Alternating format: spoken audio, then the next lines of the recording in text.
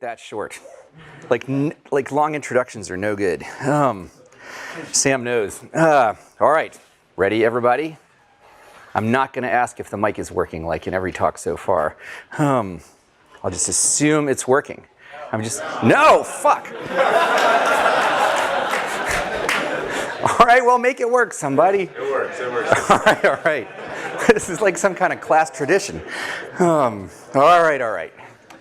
I wrote out my talk, and afterwards, in a couple days, I will turn it from a talk into an essay and put it online, so you don't have to take notes. Just listen. All right, so one of the advantages of having kids is that when you have to give advice to people, you can ask yourself, what would I tell my own kids? And actually, you find this really focuses you. So even though my kids are little, my 2-year-old today, when asked what he was going to be after 2, said a bat. The correct answer was 3, but a bat is so much more interesting. So even though my kids are little, I already know what I would tell them about startups if they were in college. And so that is what I'm going to tell you. So you're literally getting what I would give my own kids, since most of you are young enough to be my own kids. All right, so startups are very counterintuitive. And I'm not sure exactly why. It could be simply because knowledge about them has not permeated our culture yet. But whatever the reason, this is an area where you cannot trust your intuitions all the time. It's like skiing in that way. Any of you guys learn to ski as adults?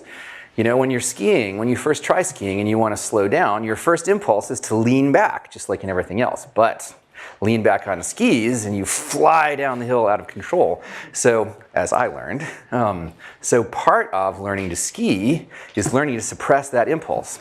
Eventually you get new habits, but in the beginning there's this list of things you're trying to remember as you start down the hill. You know, like alternate feet, make S turns, do not drag the inside foot, all this stuff.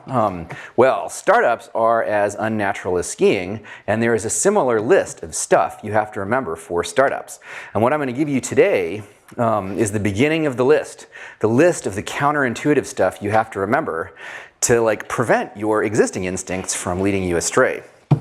The first thing on it is the fact I just mentioned, that startups are so weird that if you follow your instincts, they will lead you astray. If you remember nothing more than that, when you're about to make a mistake, you may at least pause before making it.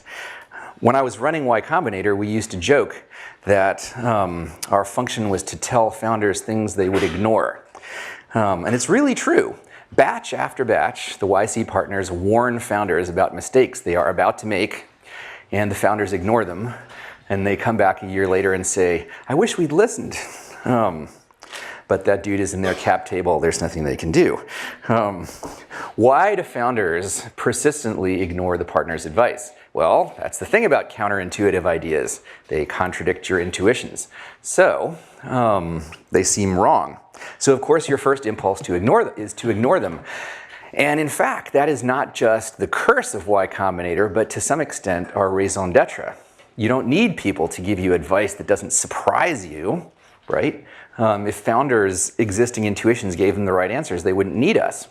That's why there are a lot of ski instructors and not many running instructors, right? Like that, you don't see those two words together, running instructor, as much as you see ski instructor. It's because skiing is counterintuitive. So sort of what YC is like business ski instructors, except for going up slopes instead of down them. Well, ideally. You can, however, trust your instincts about people. Your life so far hasn't been much like starting a startup, but all the interactions you've had with people are just like the interactions you have with people in the business world. So in fact, one of the big mistakes that founders make is not to trust their intuitions about people enough. They meet someone who seems impressive, but about whom they feel some misgivings.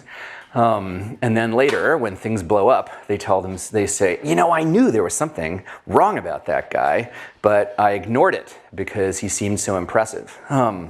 And there's a specific sub-case in business, especially if you come from an engineering background, as I believe you all do.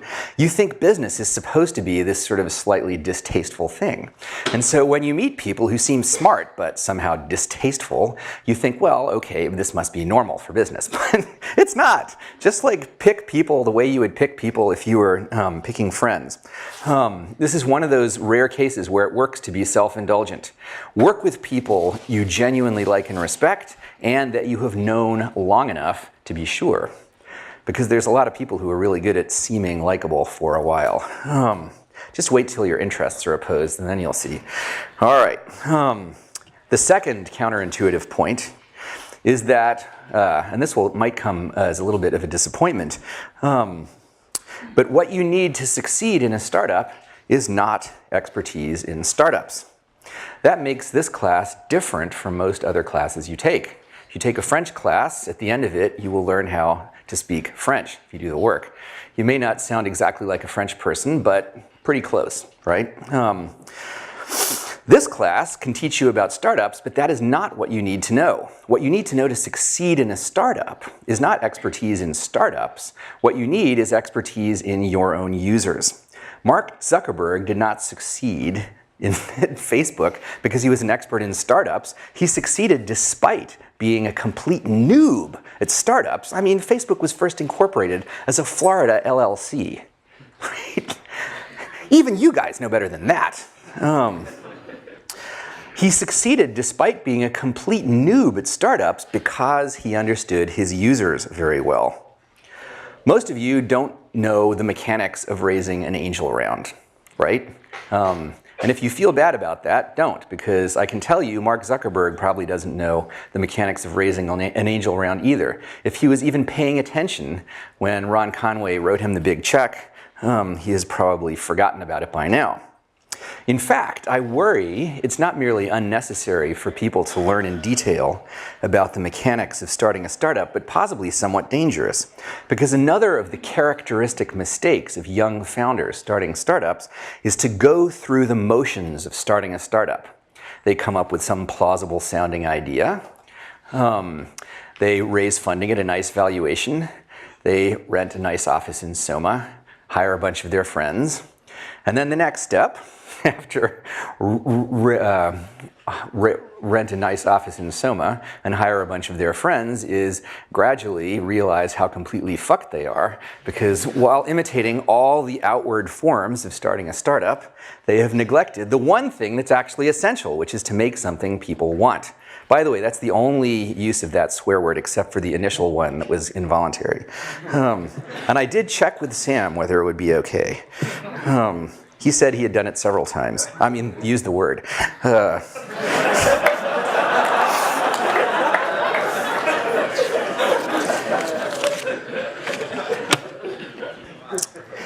We saw this happen so often. No, I mean people going through the motions of starting a startup. That we made up a name for it, playing house. Eventually, I realized why it was happening. The reason young founders go through the motions of starting a startup is because that is what they have been trained to do for their whole lives up to this point. Think about what it takes to get into college. Extracurricular activities. Check. Right? Even in college classes, most of the work you do is as artificial as running laps. And I am not attacking the educational system for being this way. Inevitably, the work that you do to learn something is going to have some amount of fakeness to it, and if you measure people's performance, they will inevitably exploit the difference to the degree that what you're measuring is largely an artifact of the fakeness. And I confess that I did this myself in college. In fact, here's a useful tip on getting good grades. I found that in a lot of classes, there might only be 20 or 30 ideas that actually had the right shape to make good exam questions. And so the way I studied for exams in these classes was not to master the material in the class, but to try and figure out what the exam questions would be and work out the answers in advance. And like, for me, the test was not like what my answers would be on the exam. For me, the test was which of my exam questions would turn up on the exam, right? So I would get my grade instantly. I would walk into the exam and look at the questions and see how many I got right, essentially. It works in a lot of classes, especially CS classes. I remember automata theory. There's only a few things that make sense to ask about automata theory. So it's not surprising that after being effectively trained for their whole lives to play such games, young founders' first impulse on starting a startup is to figure out what the tricks are for this new game. What are the extracurricular activities of startups? What are the things I have to do? They always want to know. Since apparently the measure of success for a startup is fundraising, another noob mistake, they always want to know what are the tricks for convincing investors. And we have to tell them the best way to convince investors is to start a startup that's actually doing well, meaning growing fast, and then simply tell investors so. So then they ask, okay, what are the tricks for growing fast, right? And this is exacerbated by the existence of this term growth hacks. Right? Whenever you hear anybody talk about growth hacks, just mentally translate it in your mind into bullshit. Because what we tell them is the way to make your startup grow is to make something that users really love, right? And then tell them about it. So that's what you have to do. That's growth hacks right there. So many of the conversations the YC partners have with the founders begin with the founders saying a sentence that begins with "how do I?" and the partners answering with a sentence that begins with "just." Right?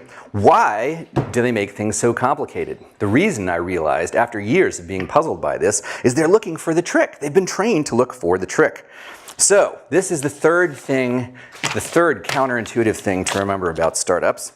Starting a startup is where gaming the system stops working. Gaming the system may continue to work if you go to work for a big company.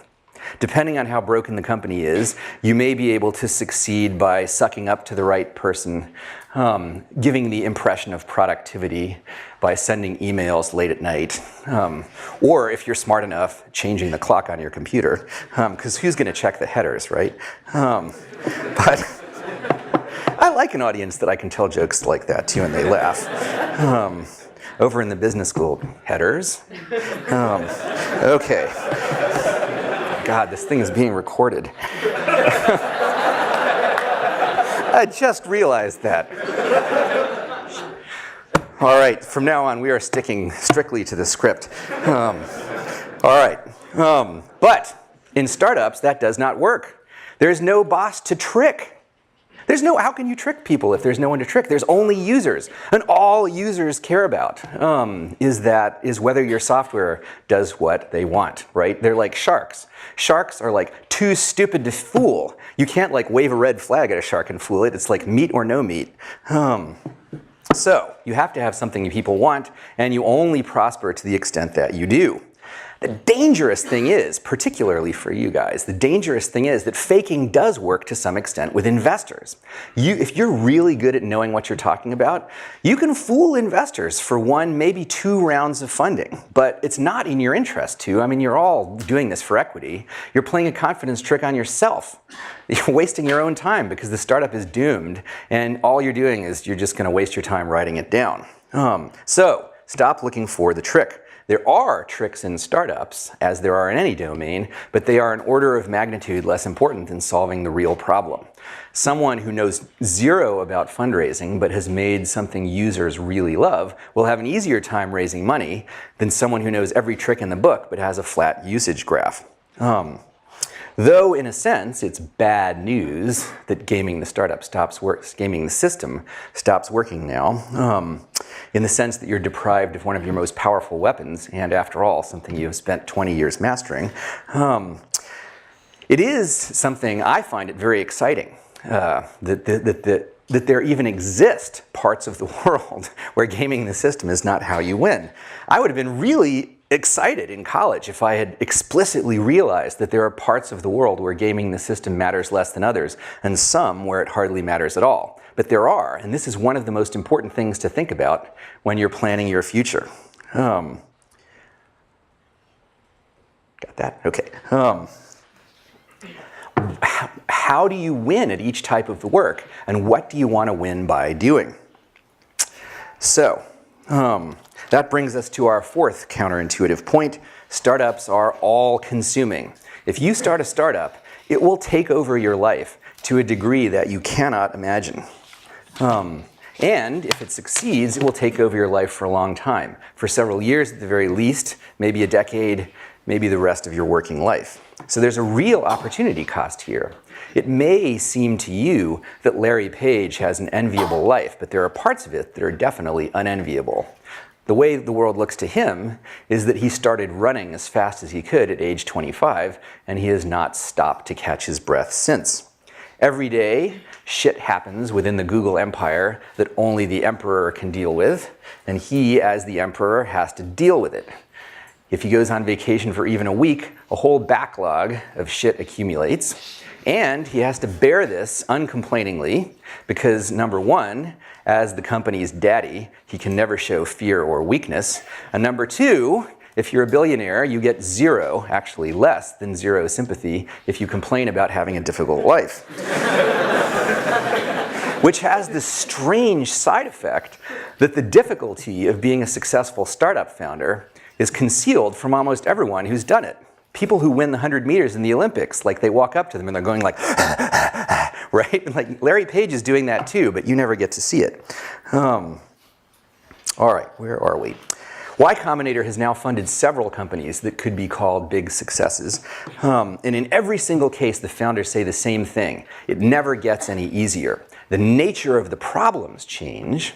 So you may be worrying about more glamorous problems like construction delays in your new London offices rather than the broken air conditioner in your studio apartment. But the total volume of worry never decreases. If anything, it increases. Starting a successful startup is similar to having kids in that it's like a button you press that changes your life irrevocably. And while it is, like, honestly, the best thing in the world, having kids, if you take away one thing from this lecture, remember that. There are a lot of things that are easier to do before you have kids than after, many of which will make you a better parent when you do have kids. And so, in rich countries, most people delay pushing the button for a while. And I'm sure you are all intimately familiar with that procedure.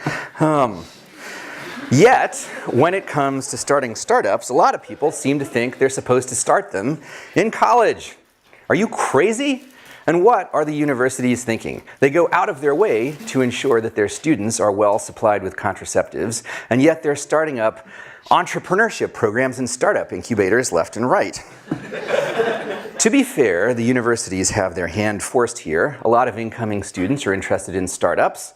Universities are at least de facto supposed to prepare you for your career. And so if you're interested in startups, it seems like universities are supposed to teach you about startups. And if they don't, maybe they lose applicants to universities who do claim to do that. So, can universities teach you about startups? Well, if not, what are we doing here? Yes and no. As I explained, they can teach you about startups, but this is not what you need to know. Essentially, if you want to learn French, universities can teach you linguistics.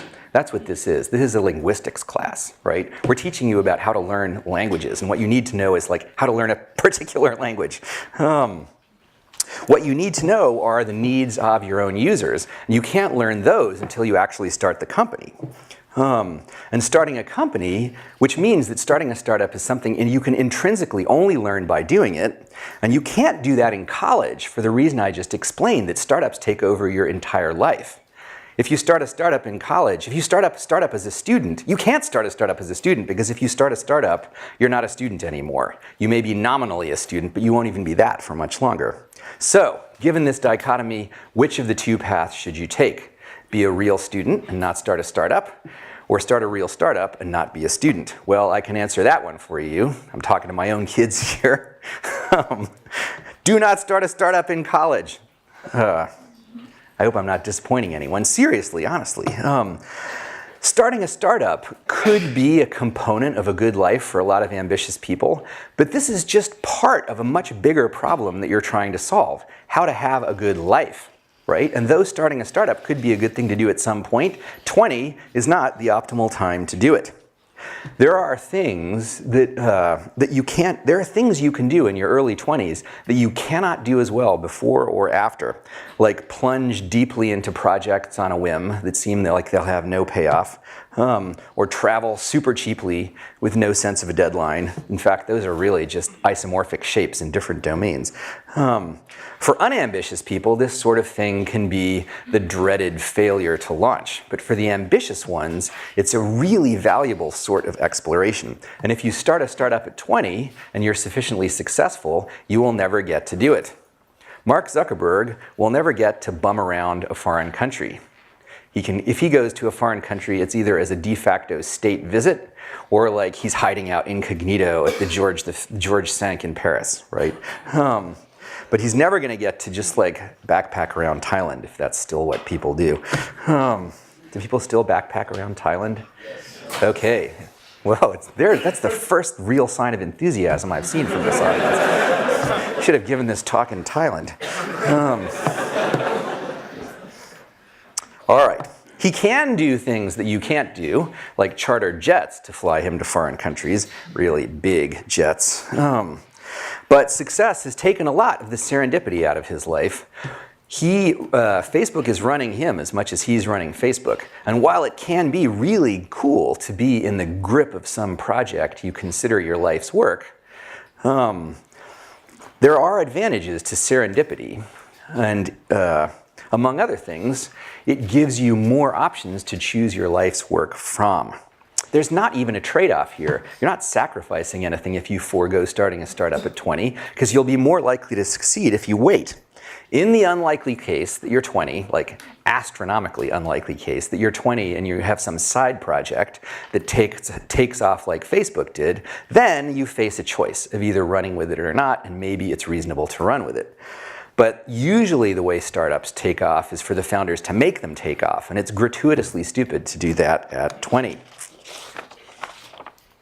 So, should you do it at any age? I realize I've made starting a startup sound kind of hard. If I haven't, let me try again. Starting a startup is really hard. What if it's too hard? What if you're not up to this challenge? The answer is the fifth counterintuitive point. You can't tell. Your life so far has given you some idea what your prospects might be if you wanted to become a mathematician or a professional football player. And boy, it's not every audience you could say that to. But unless you have had a very strange life indeed, you have not done much that's like starting a startup. Meaning, starting a startup will change you a lot if it works out. So what you're trying to estimate is not just what you are, but what you could become, and who can do that? Well, not me. For the last 9 years, it was my job to try and guess whether people would guess. I wrote predict in here, and it came out as guess. That's a very informative Freudian slip.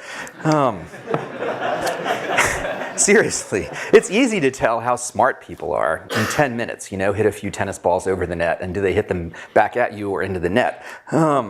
But the hard part was, and the most important part, was predicting how tough and ambitious they would become. There may be no one at this point who has more experience than me at doing this, and I can tell you how much an expert can know about that. The answer is not much. I learned from experience to keep a completely open mind about which startup in each batch, which startups would turn out to be the stars. The founders sometimes thought they knew. Some arrived feeling confident that they would ace Y Combinator just as they had aced every one of the few easy artificial tests they had faced in life so far. Others arrived wondering what mistake had caused them to be admitted and hoping that no one would discover it. But there is little to no correlation between these attitudes and how things turn out.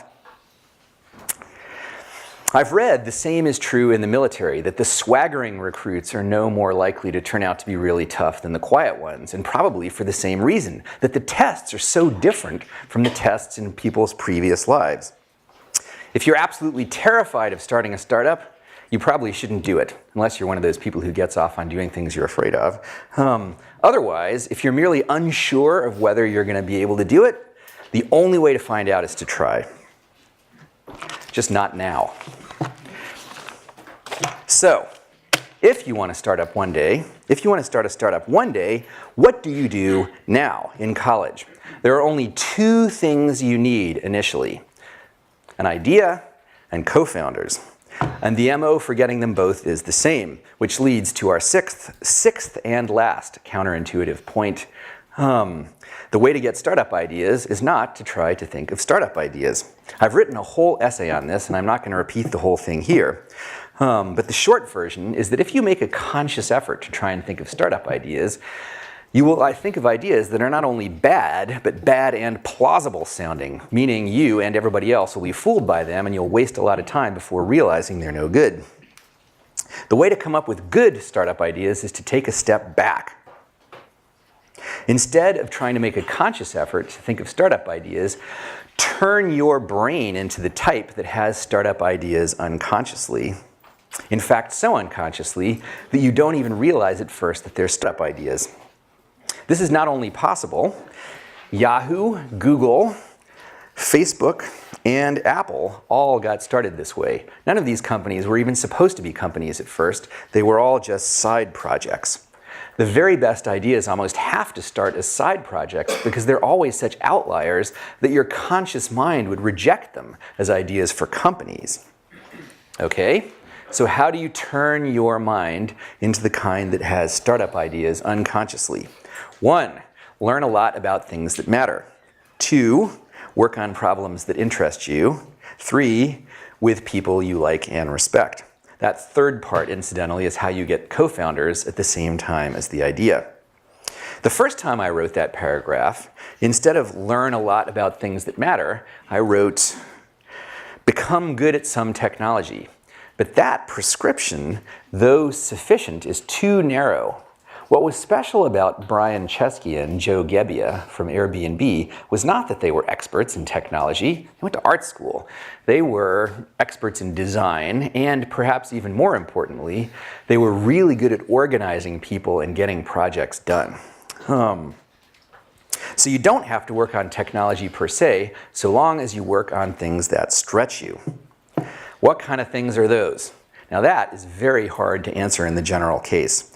History is full of examples of young people who were working on problems that no one else at the time thought were important, and in particular, that their parents didn't think they were important. On the other hand, history is even fuller of examples of parents who thought their kids were wasting their time and who were right.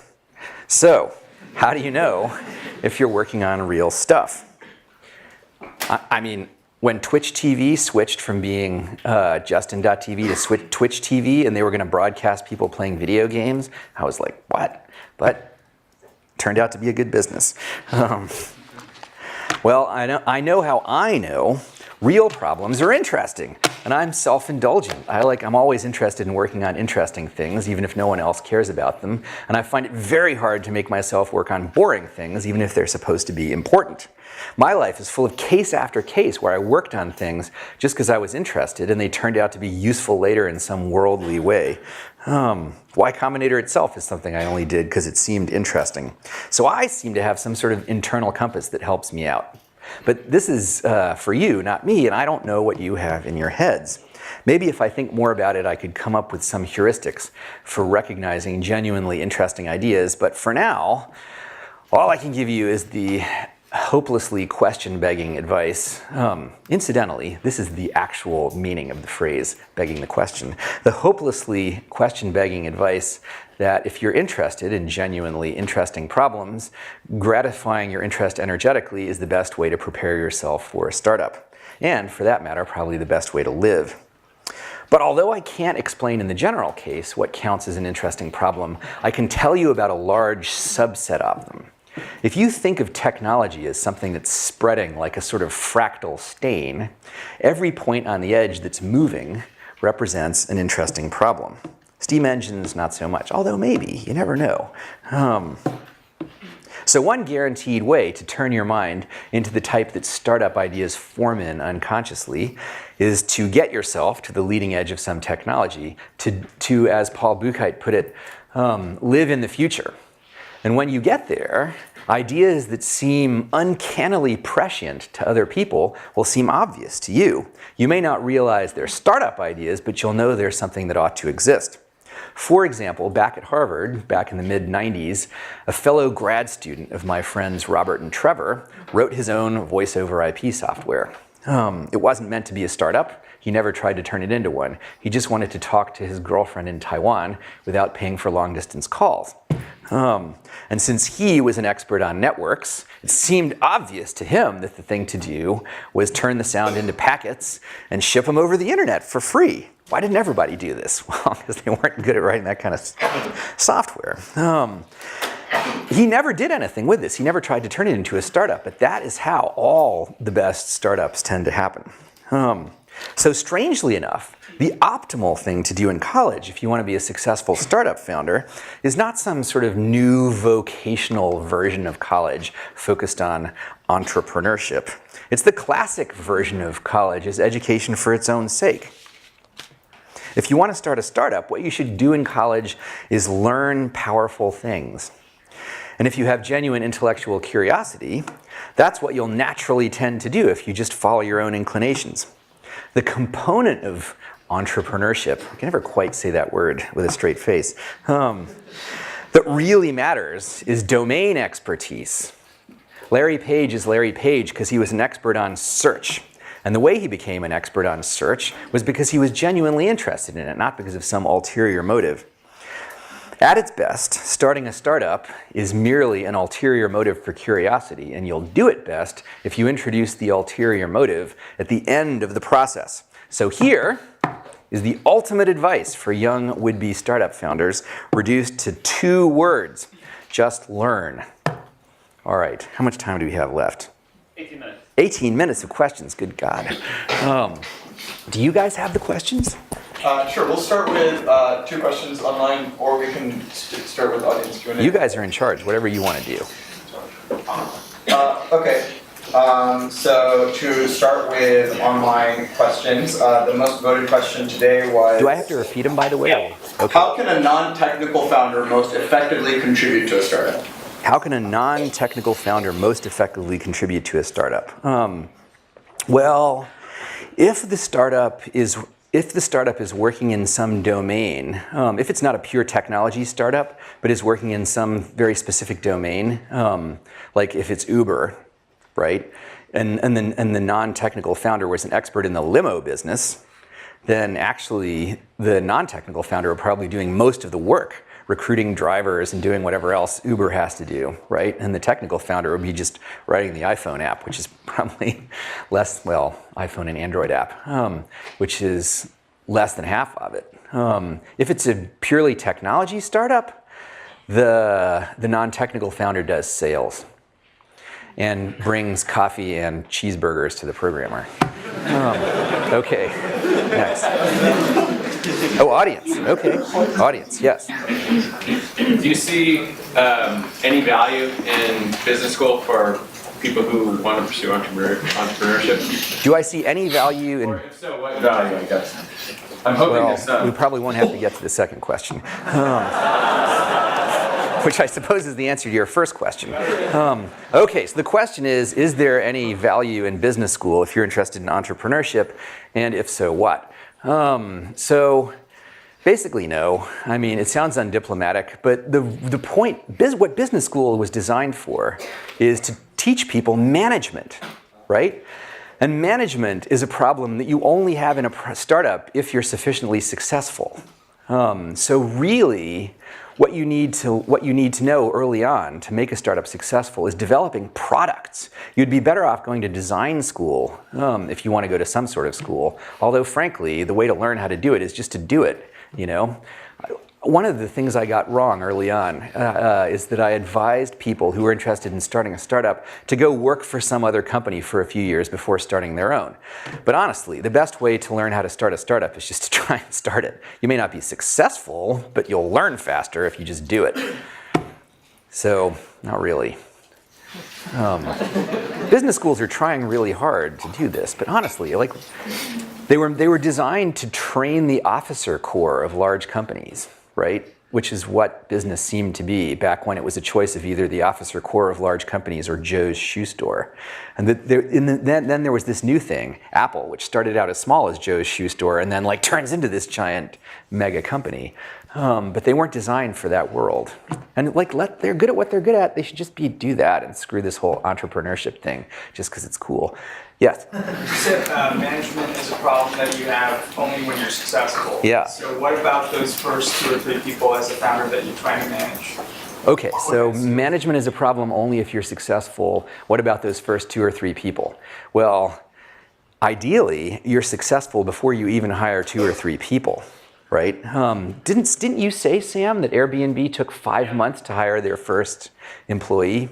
So ideally, you don't have even 2 or 3 people for quite a while.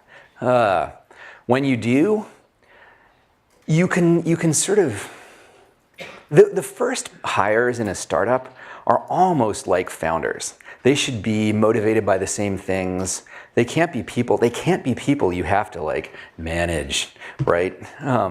This is like that. This is not like The Office or something like that. These have to be your peers, really. You shouldn't have to manage them much. So is it just a big no-no, like if someone has to be managed, no way that they can be on the founding team? Well, never say never. I should repeat all these questions. So if someone has to manage, no way they should be on the founding team. In the case where you're doing something where you need some sort of super advanced technical thing, and there's some boffin, if you know that word, who knows this thing and nothing else in the world, including like how to wipe his mouth, then it may be to your advantage to hire said boffin and wipe his mouth for him. But as a general rule, you want people who are sort of self-motivated early on. They should be just like founders. Yes, questions? In the far back. Do you think we're currently in a bubble? Do I think we're currently in a bubble? Okay, so I'll give you 2 answers to this question. One, ask me questions that are useful to this audience, because these people are here to learn how to start startups, and I have in my head like more data about that than anybody else. And you're asking me the kind of questions a reporter does, because they can't think of anything interesting to ask. But I will answer your question. There is a difference between prices merely being high and a bubble. A bubble is a very specific form of prices being high, where people knowingly pay high prices for something in the hope that they will be able to unload it later on some greater fool, right? And that's what happened in the late 90s. Like, VCs knowingly invested in bullshit startups, thinking that they would be able to take those things public and unload them on the retail investors before everything blew up. And I was there. I was there for that, at the epicenter of it all. And that is not what's happening today. Prices are high, valuations are high, but valuations being high does not mean a bubble. Every commodity has prices that go up and down in some sort of sine wave. Definitely prices are high. And so we tell people, if you raise money, don't think the next time you raise money it's going to be so easy. Who knows? Maybe between now and then the Chinese economy will have exploded and there's another giant disastrous recession. Who knows? Assume the worst. But bubble? No. Yes? I'm noticing a trend among young people and successful entrepreneurs where they don't want to start one more great company, they want to start like 20. And so you're starting to see the rise of these labs attempts where they're going to try to launch a bunch of stuff. I don't know of a really stellar example yet, but do You mean like IDEO? like Idea Lab, like Garrett Camp's new one. There's North. Yeah. Oh yeah. Okay, so there's this new thing where people start labs that are supposed to spin off startups. It might work. That's how Twitter started.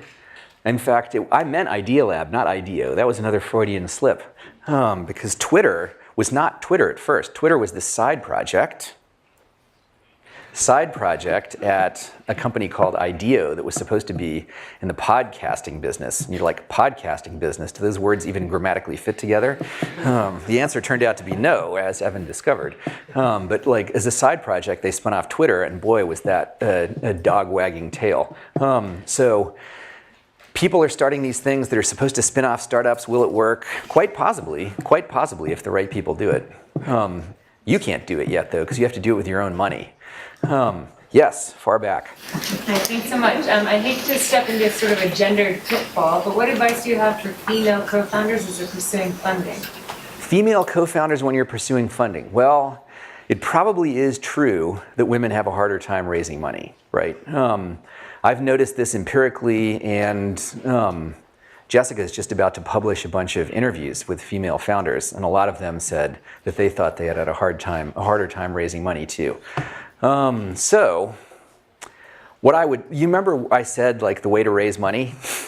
Make your startup actually do well? Well, that's just especially true in that case. If you miss the ideal target from the VC's point of view in any respect, the way to solve that problem is make the startup do really well. So in fact, there was a point like a year or two ago when I tweeted this growth graph of this company, and I didn't say who they were. But I knew it would start people asking. And it was actually a female-founded startup that was having trouble raising money, but their growth graph was stupendous. And so I tweeted it, knowing that like all these VCs would start asking me, who is that, right? And like growth graphs have no gender, right? So if they see the growth graph first, let them fall in love with that, right? So do well, which is good advice for startups generally. Yes? What would you learn in college right now? What? What would you learn in college right now? What would I learn in college? Literary theory? No, just kidding. Let's see. Well, you know, honestly, I think I might try and study physics. That's the thing I feel like I missed.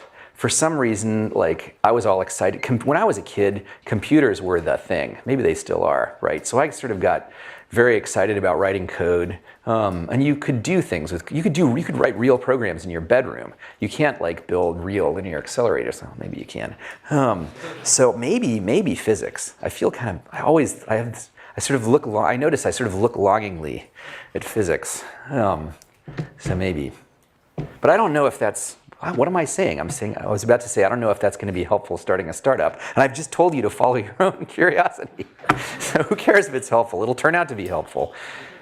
Questions? Another question online. What are your recurring systems in your work and personal life that make you efficient? Ah, boy. Okay, so what are my recurring systems in my work and personal life that make me efficient? Well, having kids is a good way to be efficient because you have no time left. So if you want to get anything done, the amount of done you do per time is high. Actually, many parents, many startup founders who have kids have made that point explicitly. It causes you to focus because you have no choice. Let's see, but I wouldn't actually recommend having kids just to make you more focused. Let's see.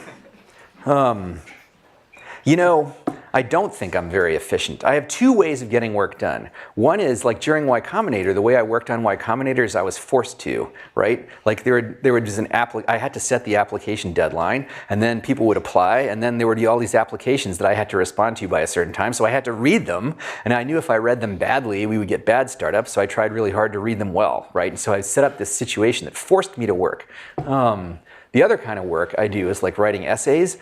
And I do that involuntarily. I'm like walking down the street and the essay starts writing itself in my head. And so really, I either force myself to work on less exciting things, or I can't help working on exciting things. And I don't have any useful techniques for making myself efficient. Sorry. If you work on things you like, you don't have to force yourself to be efficient. Yes? It's a good time to turn a side project into a real startup. When is a good time to turn a side project into a startup? You will know, right? What will be the sign? You have the fundraising ready. It starts, okay, so the question is, when do you turn a side project into a real startup? You will know that it's becoming a real startup when it takes over an alarming percentage of your life. Right? Like when you find, like, my God, I've just spent all day working on this thing that's supposed to be a side project. I'm going to fail all my classes. What am I going to do? Right? Then maybe it's turning into a startup. Yes. Wait, I already answered your question. I should let somebody else ask, but I may get back to you. Yes. So I know you talked a lot earlier about you'll know when your startup is doing extremely well, but I feel like in a lot of cases, there's just a bit of a gray line where it's like, you have some users, but maybe not. It's explosive growth. Chart isn't up and to the right. What would you do, or what would you recommend doing in those situations, considering you're allocating time and resources? How do you balance in Okay, when a startup is sort of growing but not much, didn't you tell them they were supposed to read Do Things That Don't Scale? Yeah. You, sir, have not done the readings, and you are busted, therefore, because I wrote a whole essay in answer to that question, and that is it. Do things that don't scale. So just go read that, because I can't remember everything I said, but it's about exactly that problem. Yes, back there.